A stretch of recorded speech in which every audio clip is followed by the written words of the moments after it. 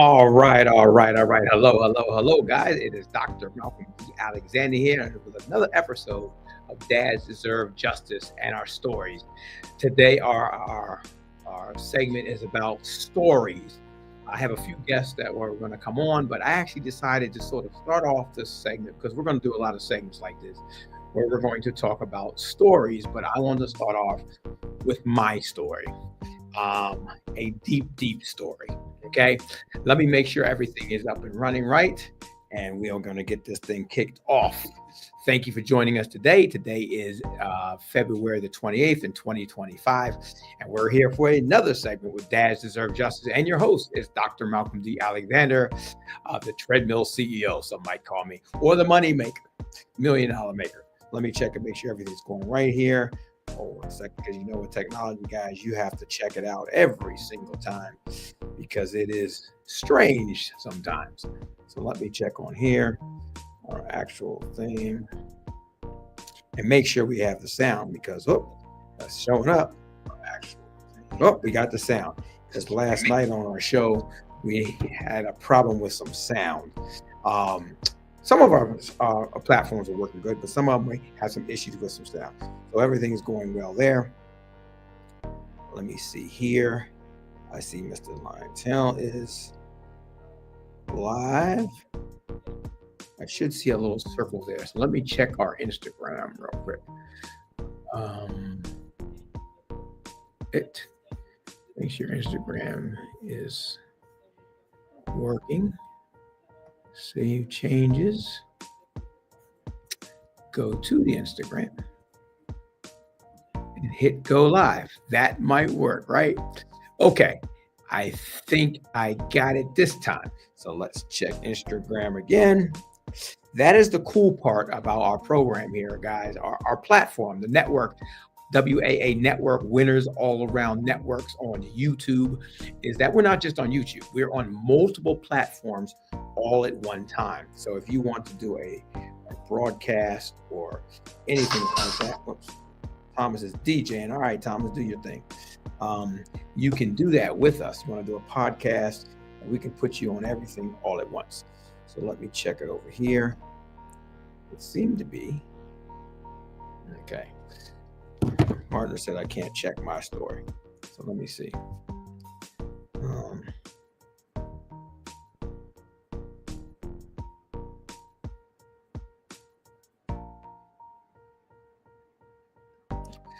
Okay, well, let me check Facebook while she checks that. I think Facebook always working good. I think we're running pretty good on there. Got it this time. So there she is. Okay. So go here. Share this real quick.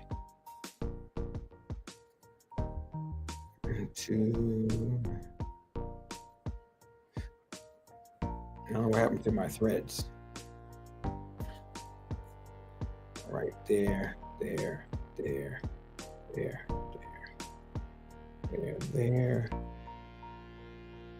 Blackberries is pretty good there.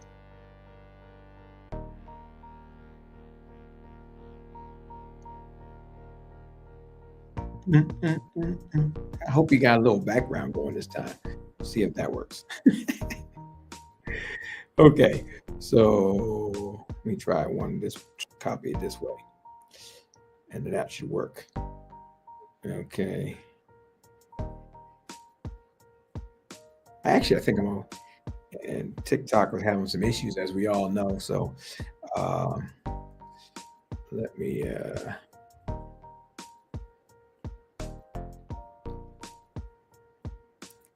post there.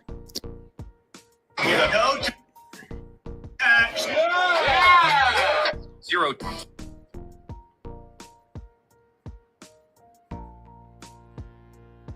And TikTok gave me some funky stuff when I was doing my treadmill coaching yesterday. So I'm going to do that real quick. And let me see if we got a response on IG. Oh, okay. Partner says IG is up and running. I don't know why I can't check it, but here we go. So I'm gonna do a little weird here for real quick. And so bear with me on my intro, because we're still working on the TikTok a little bit.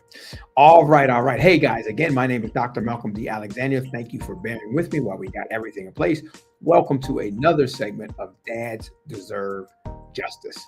I'm doing a little ghetto TikTokers. TikTok is having a few issues, but one of the great things about working with winners all around, the WAA network on YouTube and one of our sponsors, StreamYard, is that, guys, we are on all platforms all at the same time. So bear with us as we make sure we get this thing kicked off and the way it's supposed to work.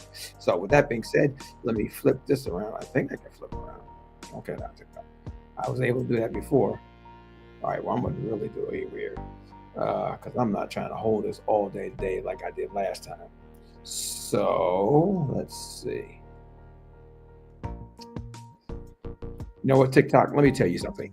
Go to my Facebook, Malcolm D. Alexander, or go to Winners All Around on YouTube. I apologize, TikTok, but we're still trying to work this thing out, kinks with TikTok. So I wanted to have them, but I thought I could flop it around, and I couldn't. So maybe I'll just leave and come back. I don't know, but hold on one second.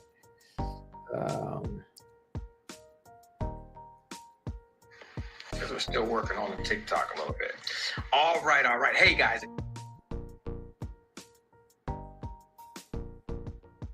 What's up, y'all? I got my... Okay, so I'm going to do it this way.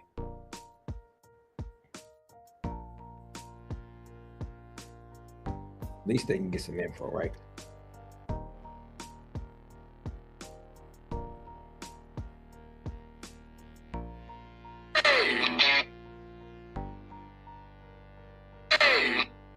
Okay, we're not gonna do that. We're gonna do it this way.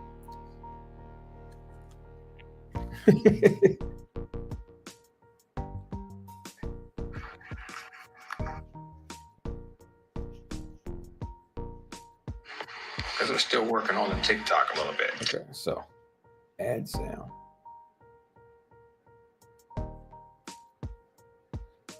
Okay, I want my sound, no other sound. All right. All right, guys. We're gonna do it that way for now. Cool. And we're gonna keep it moving. So, hello, TikTok. You was giving me issues. Hello to you. There we go. I think we got it perfect. Hey, TikTok. All right, guys. Hey, again, I apologize, but guys, you know what? We're not new to the game. Actually, we've been doing this for many years, but with all these systems, all these apps, all this stuff at once, and being able to put on all multiple different platforms, it gets a little tedious sometimes. So I hope you bear with us. Well, again, my name is Dr. Malcolm D. Alexander. Welcome to another segment of Dads Deserve Justice. And today we're talking about all the stories, the real stories. We're going to do this segment a bunch of different times, but today I wanted to focus on my story, the story that I can tell, because I did have a judge who wanted to give me a gag order so that I wouldn't share too much of my story and affect what's going on. So no problem. I'll tell you another part of the story. That's how we do, right? Where there's a will, there's a way. We have been on here now for several different weeks, usually on Fridays about 6 o'clock. We come on, but you can watch it anytime on our YouTube channel, which is on Winners All Around. And as well, we have other stories, other channels. As a matter of fact, let me show you guys real quick while we're going through that as we're in the beginning. But we have been here for a while. We have last night we were on with Freestyle Fridays. It starts on Thursday nights. It's a little strange because it starts Thursday nights, and at 11:30 p.m. Eastern Standard Time. We usually go to about 2 in the morning on Friday. So it's Freestyle Fridays with your host Tress. You can find her on social media at The Real Tress, spelled with it THA, The Real Tress. But see us on Tagged as well as the other platforms on Friday. If you want to perform, you're a singer, a dancer, actor, you want to talk about your business, all that type of stuff, join us on the Tagged platform on the live streaming portion under The Real Tress on Fridays. Friday mornings, that is. Don't go Friday night. So it's Thursday night, Friday morning, okay? And also, guys, we've been on here several times. We had Why the System is So Against Dad, so we've talked about that. We also have let's see, we talked about what Dads Deserve Justice is all about. So we had a segment on that. We had our special guest with Marcus, where we talked about fathers, it's time to make noise and we must change the laws as well. And today, here we are, ready and willing to talk about the stories. Okay, so that's what we're going to talk about today, guys. And please do not forget to go to YouTube, right? If you're not on YouTube now, if you're on Facebook, Instagram, TikTok, Threads, wherever you're watching this, IG, go to YouTube and subscribe to our YouTube channel under Winners All Around on YouTube, guys. We just launched that channel. So we have other YouTube channels that we're on right now. Daddy CEO, the other YouTube channel. So we have hundreds and thousands of people that we spoke to, we streamed to, and all this. But that's why we're on multiple different platforms. But our base, the network, is the YouTube under Winners All Around. So we just launched that. So we need you to go there, like and subscribe it, and share that information out there. There's a lot of good stuff out there, guys. As I talked about, there is the Freestyle Friday. That show is up on there right now. You can also go check out if you want to work with us and opportunities. The economy's crashing, all types of stuff going on. The music industry's crashed already. So, guys, we have a lot of different opportunities. Our goal at Winners All Around is to help business owners and artists get the exposure that they can't get on their own, at the same time helping them create income streams, here it is, in their passion. Let me tell you a quick story on that. We first started our record label years ago. I'm going to tell you my age, but we started it and we went to a bunch of different companies, and K-Swiss ended up giving us a bunch of product. That product turned into money so we could help us do things. We gave all the people in the videos, all the people that work with us, K-Swiss outfits and tennis shoes and things of that nature. My point is, we got creative within our passion to do what we wanted to do in our passion. And a lot of artists don't do that. A lot of business owners don't do that. We have artists, a business owner that signed up. He pays thousands and thousands a month with a marketing firm. And he came along and we said, look, you got to go to the White House. You got to go here. You got to go there. And now he's starting to get it, guys. Now, all you guys may not have that type of income. So guess what we do at Winners All Around? What we do is we make sure that we have things that are feasible to you. So whether it's free, we have a free membership, free spot. We have a $10 a month, and we have a $50 a month, and you get tons of different stuff. I used to charge starting $500 to $1,000 just starting off when we created this idea several years ago, before it dwarfed into Winners All Around. That was Note You guys might remember. And so with that being said, guys, we're just putting this thing together because Note You we wanted to help everybody, but too many artists just couldn't afford that. Too many business owners couldn't afford that. And so we sort of we're always looking for a way. And so here we are today with our way, and we're getting this thing off the ground. So let's jump into what we're talking about here today, which is stories, right? And I want to go back to just me. Okay, there we go. All right, hey guys, and don't forget, this is part of our passion, DadsDeserveJustice.org. Please check that out, as well as autism. So we're looking for donations to help fathers and mothers who don't weaponize the system, and to be able to help dads go to court, be able to help them do the things they need to do.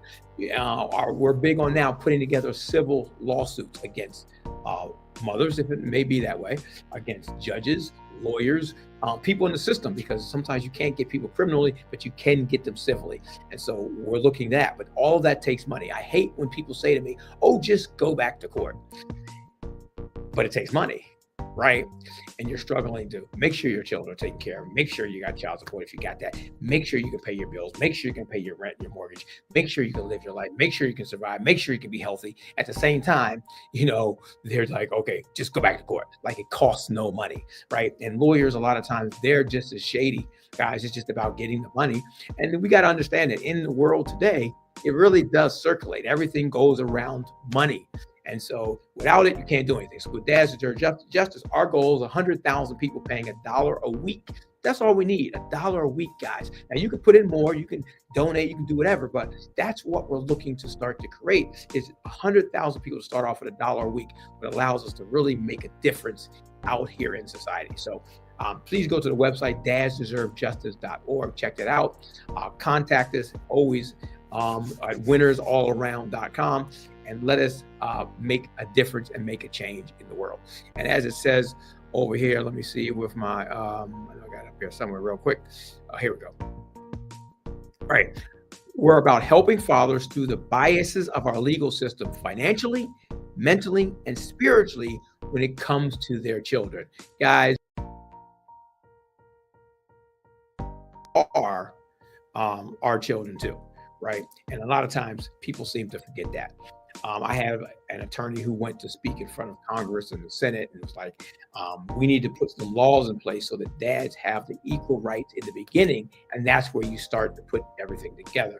That's where you work from. And they told her, we are not ready for that yet. Sadly, we were ready for this before the drama started in the first place. But you know what? If we don't make noise, we talked about that. If we don't change laws, we've talked about that.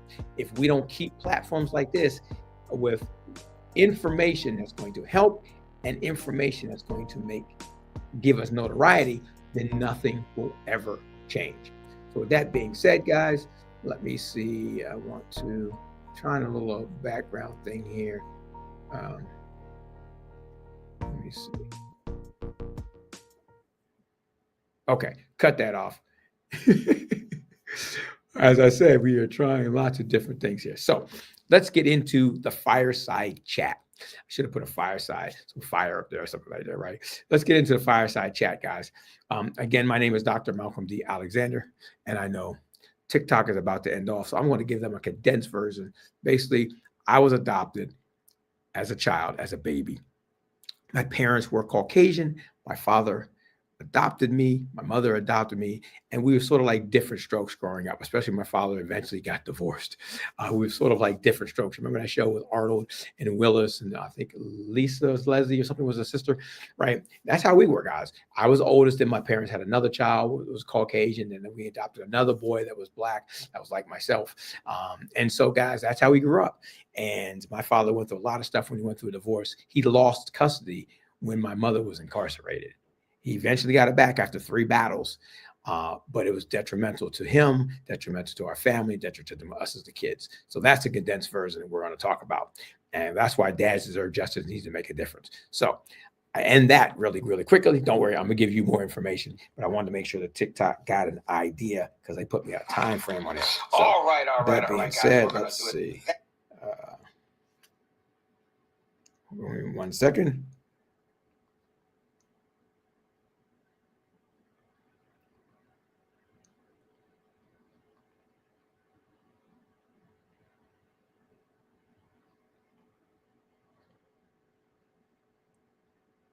On.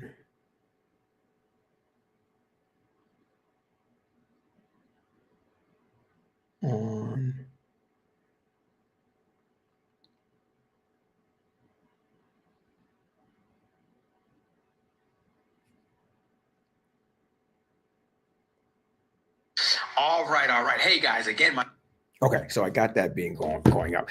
All right, so I am back to all the rest of you. So here's the thing, guys. Let me tell you my story, okay? And as I summed it up real quick for TikTok, but I'm going to sort of catch you guys who are just coming in right now. Hello. I got to keep checking and make sure we know all the folks and we're responding in the chat and all that type of good stuff. So again, guys, we are here every Friday about 6 o'clock with Dads Deserve Justice. And let me just check real quick, see if I have any. I don't want to let people feel like they're being left out, if you know what I mean. Okay, I got some shares going on there. And hold on 1 second here. Let me go into. That's why you have to have a whole team. So other people can be doing these things that you're not doing while we're trying to talk to you. I get it, guys, but you know what? You got to start somewhere. Nike said, just do it. And I'm proud of us because the winners all around, we are doing it. All right. So that's that one. And we are back here. Okay. So let me tell you my story in a way that's possible. as I said, guys, my name is Dr. Malcolm D. Alexander. Many decades ago, I was adopted in the 60s by a Caucasian family. Back in the 60s, that was just about unheard of, if that kind of makes sense. And even today, there's still challenges with them saying that African-American children or Asian children or white children should go with the race that they are. I don't agree with that because I had a great life where I could have had a bad life, right? I could have been through foster homes and all types of different things. And yes, there were some challenges. As a matter of fact, my father said to me on his dying deathbed, he said he apologized for me for adopting me. Now, I know it sounds harsh when I say it like that, but I try to get an impact. When I say it like that, it sounds harsh because he wasn't upset that he adopted me. And I knew what he was saying. We talked about it. What he was saying was he never considered the challenges, the hardships, and the things that I would go through, whether it was school, legal system as an African-American man, business, relationships. He never considered the things that I would go through being African-American. Here it is. But understanding how it was to be respected and treated and looked at from the Caucasian white perspective. I saw that my whole life. Example, you go to a restaurant, they mess up your order. And as an African-American, you often have to say, hey, you messed up my order. Why is it late? Why is this messed up? Why is this? Why is that? Right? We go through all these different things. And then they challenge you, right? I want to switch this around. Let me give you other things to look at and read, okay? They challenge you a little bit, right? I'm sorry, guys. I'm just still getting used to this thing. I want me to be up there mainly. There it is. That's what I was looking for. They challenge you, right? And eventually, if you're lucky as an African-American person, maybe you'll give you a piece of pie because they're sorry for dessert, right? You a piece of pie. It might be 6 of you. But what I experienced a lot of times with Caucasians and white folks was that you didn't have to bring it to their attention. They would apologize and bring it to your attention. And you wouldn't have to ask for anything. They would try to make it better. And 9 times out of 10, they would strike the entire bill without you even saying anything. And then a lot of times offer you come back another time and it's on us. And it didn't matter if it was you or 6 people or a whole party. But for us as African Americans, it doesn't work that way. And that's my example of what my father was saying, right? And so I experienced that my whole life, what it was to be respected and treated fairly. And so then I went through my life and I understood that. I went through those challenges. And then when it led me into eventually getting a divorce, I understood it once again. I was reminded it's not fair, right? It's not fair. I told you about my attorney who said it was not fair and went to speak in front of our country, our government. And they said, we're not ready for it to be fair yet. Just like it was, they weren't ready for African Americans and minorities to be treated fair. They're not ready for fathers to be treated fairly. This isn't something I'm making up. This isn't new. This is what it is. That's one of the reasons why I have DadsDeserveJustice.org. So please go check it out. And that's why we're on this platform. And that's why we're making noise. That's why we're talking about it. So if you want to talk about it, if you know some stories, if you know some people, please contact us, guys. We want you on the show. We want to talk about it. And we want to make noise to the point that we make a change.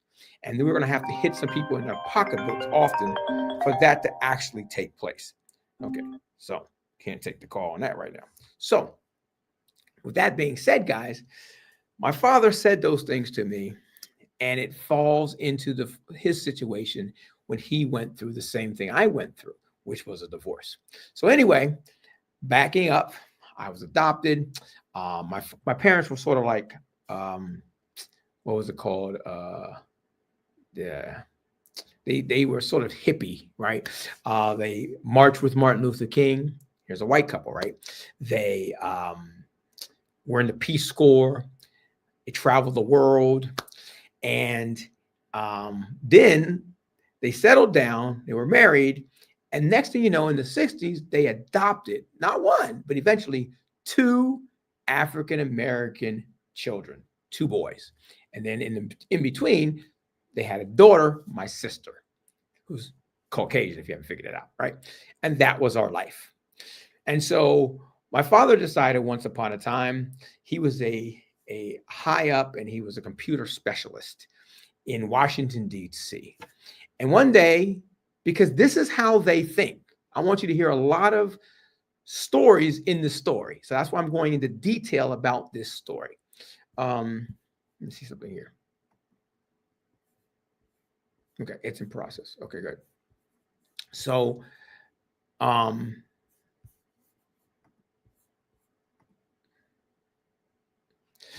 father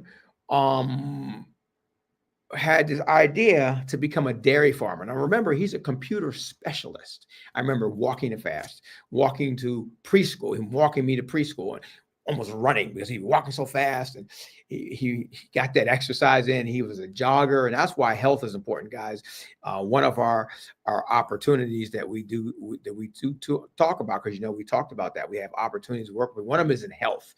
Two of them actually are in health, and that's because that's important. Health without wealth, or wealth without health is nothing. And health should come first, right? But lots of times we put it on the back end until a crisis happens. So we go to our YouTube. You can check us out with that stuff right there as well.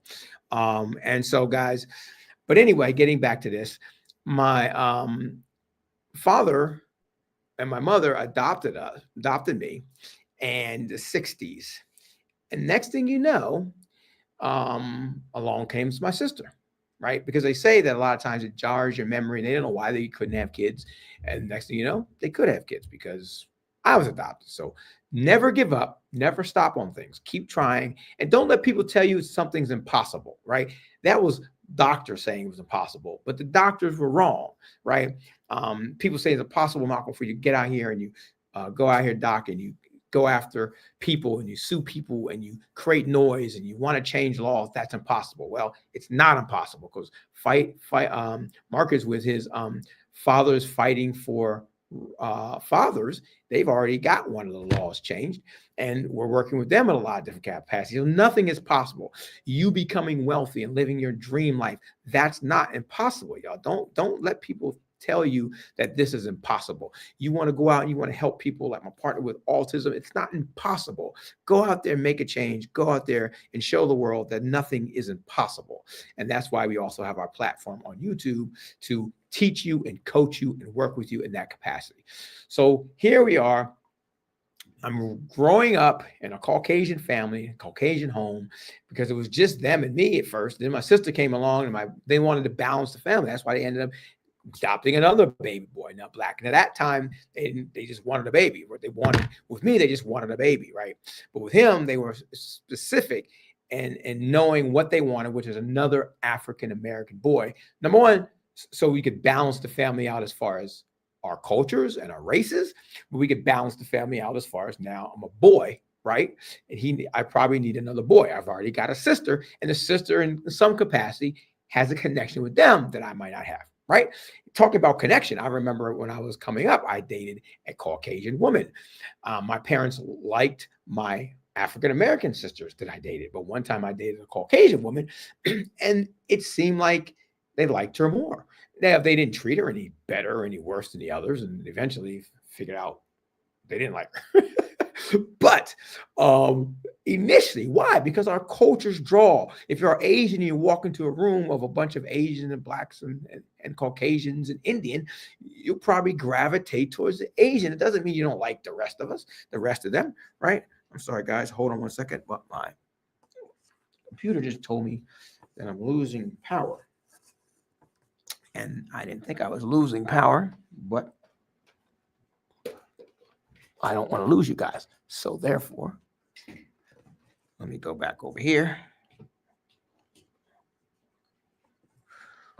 Okay.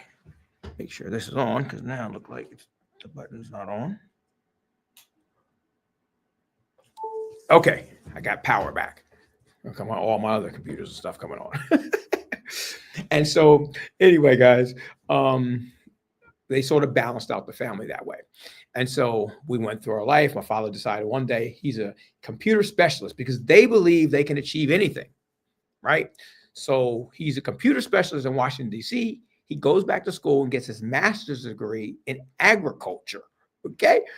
And next thing we know, we find ourselves moving to Pennsylvania, moving around a little bit, and eventually opening up a dairy farm. Yes, a dairy farm. Guys, now, see, they believe they can do anything they want to do, right? We opened this dairy farm, and it taught me hard work. It taught me to be able to grind. It taught me to move forward when it doesn't, you don't think it works, and people don't believe. And it taught me to survive without having money. Dairy farmers don't have money, right? It taught me a lot of things, especially hard work, guys, and how to not give up. And it taught me to expand my mind. And people say to me, Malcolm, you can fix a car, you can fix a tractor, you can do this, you can hang drywall. What? Right? Because I learned all those things at an early age, guys. Matter of fact, I learned how to drive. I was driving on the road at 10 years old. My father didn't like it. My mother used to say, when he used to take a nap, or eventually he started driving back and forth from Washington, D.C. to Pennsylvania because he liked having money, right? So he went back to work. But we kept the farm, and he would drive back and forth. So he wasn't there. My mother would say, go do this and go do this and go do that, because I was good at driving tractors. I was good at backing up. I even developed stretch marks on my shoulders. I was never fat, but I developed them because I was so young, and I was lifting 100 pounds and 100 pounds and throwing 100 pounds and doing all these things, guys, because I was young and still growing. And so went through the farm, learned a lot of hard work and things of that nature. And I think that was part of the demise. Of course, they were adults, and I didn't know all those things, just like you didn't know everything was going on with your parents. Your kids don't know everything was going on with you, hopefully. And but there wasn't anything that I ever heard of ever. My mother never said there was. We talked about a lot of things before she passed a year or so ago. I did actually find my biological mother in COVID. So I ended up, for a while, I was blessed to have two moms. I actually had a lot of moms. I had a godmother, a foster mother, several stepmothers. But anyway, guys, so I'm blessed to still have a mom to this day, even though my mother passed away. But anyway, so my father, my mother loved the farm. She loved the outdoors and the greenery and the growing and the garden and all that type of stuff. And I like the tractors and driving fast and all that type of stuff. My father didn't like struggle. And so he knew he could make his money. I learned when I was going through my divorce, because therapy is a good thing. I went to therapy, and I learned that I thought a lot of my entrepreneurship came from my grandmother, who, yes, was white. My mother's mother was white. She was a millionaire. I didn't know that till she passed, but I did know she had a different life than us. And she always took us on vacations. And that's why I grew up taking my children on vacation. My son said to me not that long ago, Dad, I want to get back where we can get with you and travel and do like we used to do, because they were traveling since they were born.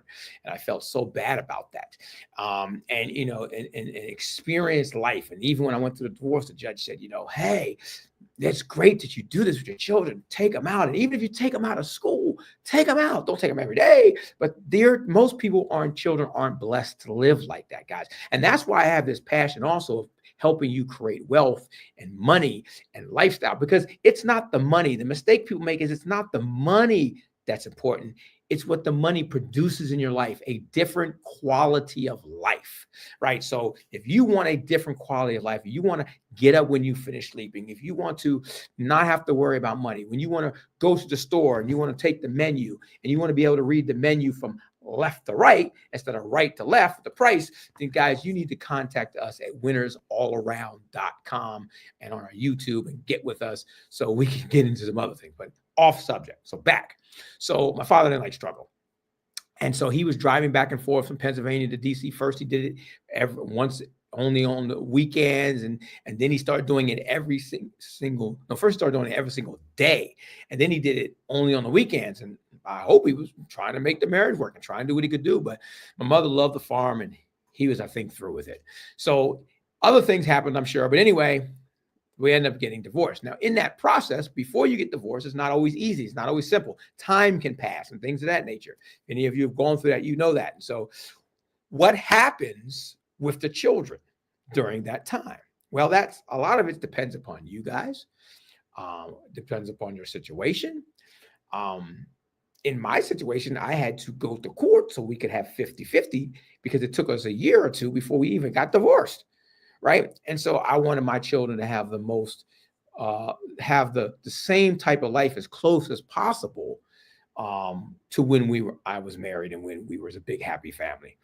And I fought to this very day to make that, to try to make that a reality. And I ran into lots of stumbling blocks, and it reminded me of my father, because in the process before they got divorced, my mother was trying to make ends meet, as many moms do, right? That's why we at Dads Deserve Justice also help mothers who don't weaponize the system, even though it might be a struggle, right? And things of that nature. So my mother was doing what she had to do, and she had this guy who said, now we called it the cash crop. I didn't know what it was at that time, but it was weed. It was marijuana. And my mother called it the cash crop, and this guy called it the cash crop. So she let him grow this marijuana, this weed on the property. And I'm just a kid. I don't know anything better. But I knew something was awry, a little weird. And so one day I sat down in front of the Encyclopedia Britannica. That's right, kids. You couldn't Google, right? I sat down in front of the Encyclopedia Britannica for hours and hours and hours. I don't know. I flipped and flipped and flipped and flipped and looked and looked and looked. And I found a picture of a marijuana leaf. And I said to my mother, that's it. I knew he was doing something shady, right? And she said, oh, you're just like your father. So, oh, wait a minute. I guess my father isn't like that either, right? He's trying to do good. You're going the opposite way. Story in the story. So anyway, but I understand my mother was trying to make ends meet. So she let this guy grow the marijuana on our farm. And eventually some guys that worked for us stole it because they like to smoke. And so they stole it. And they probably been stealing it for a long time. They stole the marijuana and eventually got busted. Now, if you're driving and you got huge marijuana plants in the trunk of your car, they know something's up. So I was a kid. I don't know at all. All I know is they got busted. They stopped working for us. And soon after that, we got busted. My mother got busted. And the story goes that they probably cut a plea deal, something to get out of their thing, snitched where they got all this weed. And so my mother was trying to make ends meet. That's why it's called the cash crop. And so all this time, they're not divorced. And eventually they go to court. But by the time we got to court, years later, my mother was incarcerated. She was supposed to do 11 months. They said that she would probably get out in a month. They didn't really want my mother. I'm going to tell you some more of a story. I want you to get these little stories within the story. They didn't really want my mother. They wanted the guy that was growing it on our property, and they knew it was him. They knew it wasn't really her. She was struggling. She's a farmer. She's busting her tail. She's doing incredible things alone by herself because now she don't have a husband and all this other type of stuff. The guys that were working for her snitched, right? And so my mother was a hustler, right? And she was trying to make ends meet. And so eventually she got sentenced, and she was supposed to do 11 months. They told her she'd probably be out in 30 days. They didn't want her. They wanted the other guy, and they eventually got the guy. They busted him shortly after her. But my mother doesn't let things go. And as I started off in the beginning of the story, people don't look like us, and I hope you do too. I hope you don't bend just because people tell you something or people are wrong, right? And so when she ended up going to jail, and this jail was different. We used to go to church with her at the jail. We used to go visit her. We could talk to her all the time. Like, they got it different. And then we was in a smaller town in Pennsylvania. And so I don't know, but it was weird. Not like today. And we literally, that's right. We literally used to go to jail on Sundays and go to church with my mother in jail. And so, but my mother said, these conditions aren't good. And I guess they were better than they are now, but wasn't what she was used to, right? The conditions aren't good. The laws aren't good. People aren't good. The system's not good. So she went through the system with this whole marijuana thing. At the same time, she's going through the system with my father trying to get a divorce. It's not good. It's not good. It's not about kids. It's not good. And so she began to fight the system and buck the system and write the letters and make the complaints. My grandmother was a millionaire. She had a lot of clout. She knew a lot of people. And the powers that be, the judges and all the people, the lawyers and powerful people. So between her and my mother, with all these two major issues going on in the system, that's why you just can't let the system run you over, guys. But my mother was a martyr. She had to do 11 months instead of 130 days. Why? Because they sentenced her to 11 months. She bucked the system. She called people out, right? I guess I got some of that from her. I didn't realize that till just now. It's the things you learn. I learned from my therapist and my father. I was talking about earlier. I don't know if I finished the story. My father was a dairy farmer. Then he wanted to make things to walk dogs and train dogs and make furniture. And he's a painter. And all these things I learned from him about entrepreneurship. My therapist said to me, yes, but your father didn't keep it up. He quit too soon. You, on the other hand, kept fighting and fighting and became a millionaire and changed your life and did all these things and gave your kids this life that most people only dream of, right? And so my father and my mother went to court, and my mother was incarcerated. And my father he fought for full custody, of course, because she's incarcerated. 40 years ago, white man. He lost. I think a lot of it had to do with emotionally attached, which I get now that I've gone through a divorce. And the courts don't care about that. Judges don't care about that. Lawyers don't care. Who can create the passive story? Who can create the narrative that someone sits on the stand? If you're in a trial or something, you got a jury, you got 12 people. Who can create the narrative that some people get information quickly? Because you might have a situation that took days, months, years, decades, right? And you end up in court in front of somebody, a judge or a jury, who makes a decision based on who can create the narrative they want you to believe, as if they really know what was going on in your family, with your kids, with why you robbed the bank, why you beat up somebody, why you're smoking, why your house looks a mess and they're trying to take your kids away from you, why you're fighting the mom, why you're fighting the father. Like, they make this decision and affects the rest of your life. That's why I always say, don't do that. I told my ex-wife who was getting divorced, don't carry us into the system. They don't care, right? They don't care. That's why I had even offered we get two homes, live next to each other, and keep it as possible the same we can with the kids. I tried. All types of things I tried, because the system doesn't care. And the system took us from our father when my mother was incarcerated. But my father didn't quit. No, they don't quit. When I keep saying they, I hope you're catching my drift and you're not taking offense to it, because this is my story. But I understand dynamics, and I'm giving you stories within the stories as I go through the story. And my father fought again and again. And it costs money. And mentally, it's draining. Spiritually, it's draining. Financially, it kills you. It murders you. It's draining. But he never stopped. He never gave up. He kept going. I saw a post a long time ago that inspired me to do this years ago that said, they're not deadbeat dads. They're dead broke. And it wasn't until I went through it. And then I realized all my friends that had gone through it as well. Separation, divorce, all that type of stuff, fighting for kids. I realized that I entered a club, the Divorced Dads Club. We need to start that, right? The Divorced Dads Club, right? I entered this club, and all of a sudden, people that I had known went through stuff like this told me the real stories. And if you talk to me personally, I'll tell you the real stories. I'm just being careful today.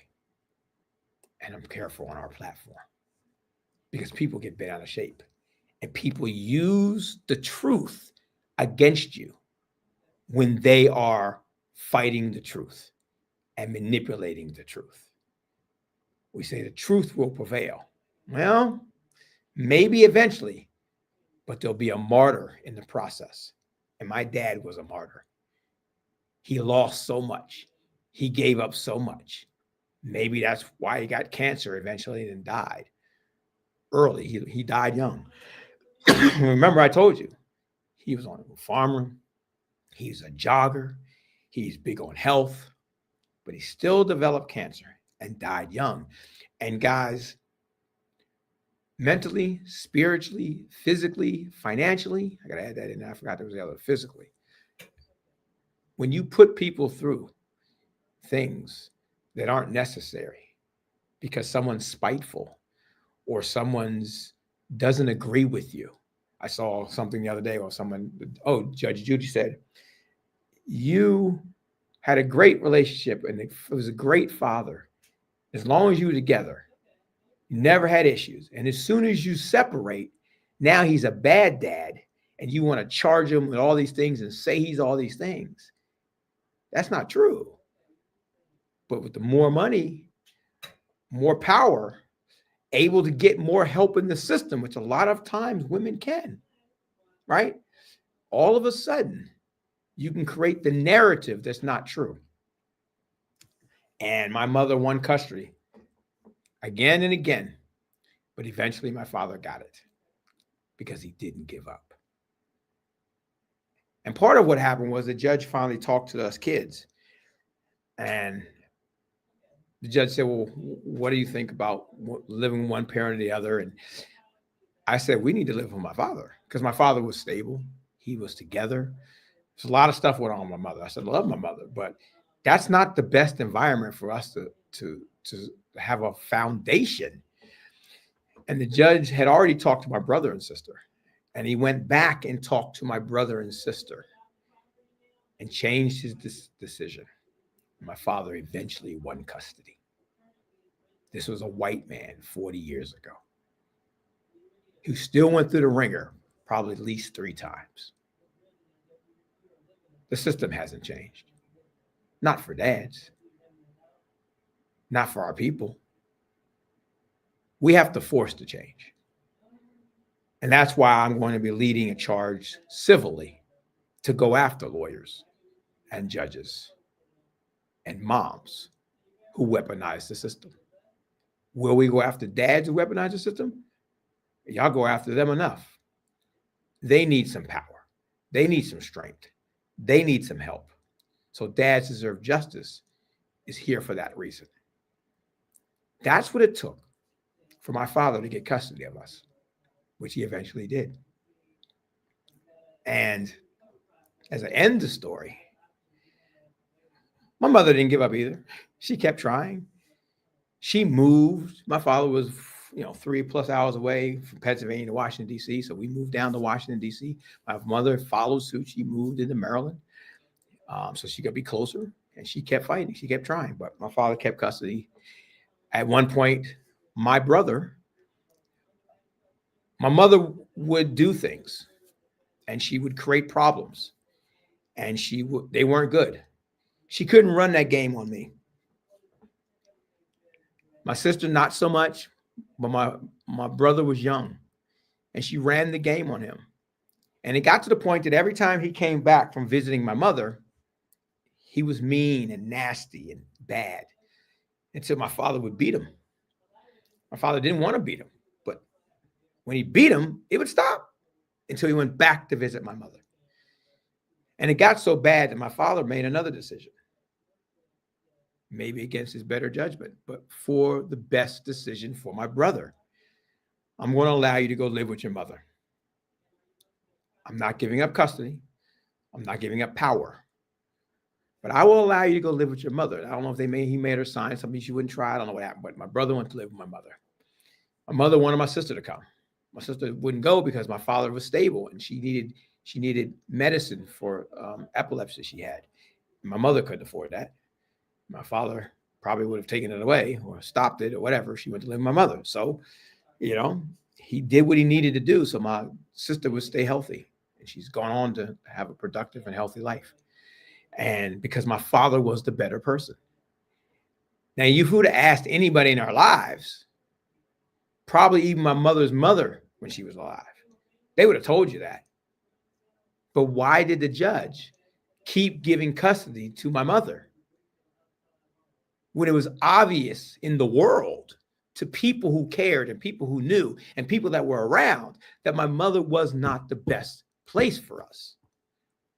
Because the system was about money. They got my mother running through the system, running through the ringers, and they get money from fathers. That's why. It was never about us. It was about money. And my father had to keep spending it to eventually get us. And we all paid the price. My brother was messed up. He went to live with my mother. And it took my brother until probably his 40s to get himself together. Because that's not where he really should have been. But my father didn't want to keep beating him every week. And even when my father had custody, had visitation before he was fighting for custody, he used to drive back and forth to DC to Pennsylvania every single week or every other week to pick us up and bring us back home. He didn't allow it to depend upon my mother. He did everything that he could, even when we didn't know what was going on. And it took a toll on him, spiritually, mentally, financially, physically. All for what? For someone to prove that they had more power in the system because they were a female? Because it couldn't have been anything else. He had the home, the stability, the money. It couldn't have been anything else. He didn't beat us. There was none of that.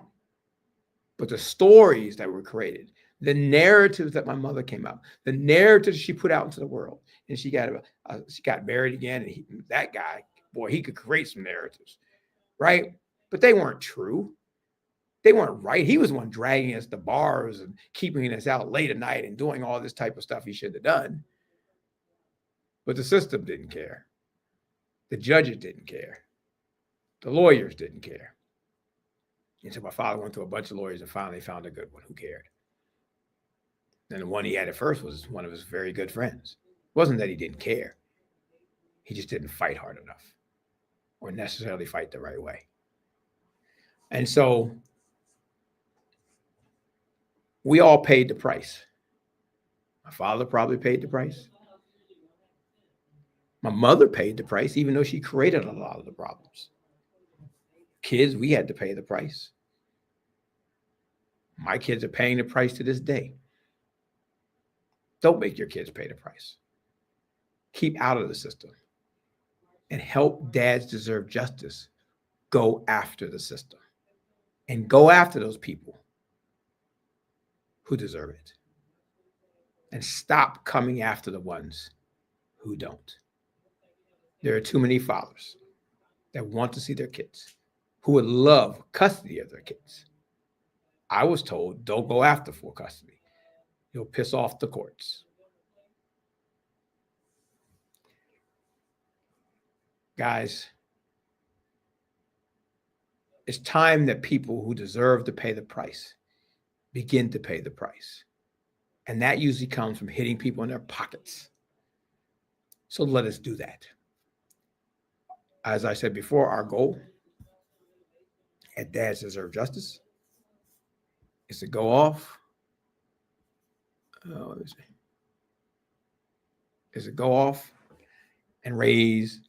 get $1 from 100,000 people who donate $1 weekly for us to help change the world and do our part. Please help us do that. You can go to #Retire Rich at the moment.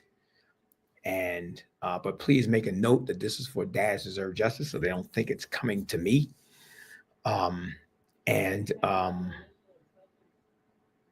So make a note in the notes on Cash App. That's what this is for. You can go to our website. I think it's fixed on there, but DadsDeserveJustice.org, and it may not be fixed on there. You can go to winnersallaround.com and register as part of the family. Register as part of the family. There's a free option. There's a $10 a month and $50 a month. So we'll help you if you're a business owner or you're an artist with those scenarios. But you can register for free as part of the family, or you can do the $10 or $50 a month. You could donate that too, because all the money that goes there, also portions go to Autism Dads Deserve Justice, and allowing us to help to keep this platform going and to put the things together we need to put together. So again, guys, my name is Dr. Malcolm D. Alexander. Don't forget Freestyle Fridays on Thursday nights at 11:30 p.m. with Tress, the Real Tress, THA, Real Tress on social medias. Please do not forget to go to YouTube and subscribe, and please send people. It's a subscription. It was amazing when I first needed 50 people to do something, and now we need 1,000 to break the next bank. When I said to people, just go in there and subscribe, they act like they was really doing me a favor, like because I didn't join them in their business. Like, what? It's a subscription. It's free. It doesn't cost anything. All you gotta do is go in there and click a button, subscribe, and never see it again. Right? So please, guys, go to YouTube. Find Winners All Around and subscribe, and tell everybody in your family and everybody in your church and everybody at work just to subscribe so we can make a change, make a difference. We have shows coming out about the news, so it won't be no fake news, right? We have, and we're going to discuss all types of different stuff. We have shows, of course, this Dads Deserve Justice. We have, we're talking with business owners and coaching and mentoring people, artists, giving people performance. The music industry has crashed, and we're giving people options and platforms and things to get out there and do things and make money in their passions. Guys, we're looking to do good stuff in the world, but we need your help. So please go to YouTube and subscribe at Winners All Around. You can go to the website, winnersallaround.com. You can go there, and you can actually register to be part of the family with Winners All Around, and some of that money goes to Dads Deserve Justice and autism and other things as well. So please go ahead and do that, guys. And then we will be back again next week. Let me find my next week one. We'll be back again next week on Friday at about 6 p.m. with another show of Dads Deserve Justice. And please share this out there in the world as well, so people can hear my story and hear what's going on. And eventually I'll get more into the story as I went through some of the similar things I did as my father did. But like I said, I can't actually go into it in detail the way I quite want to right now. But I got lots of people that will go into detail for themselves and their stories, and some of them experienced some of my stories. So that being said, let's look at a little clip about how bad this system still is in America and what we need to do to make it better. Supposed to in this country treat mothers and fathers the same with regard to custody.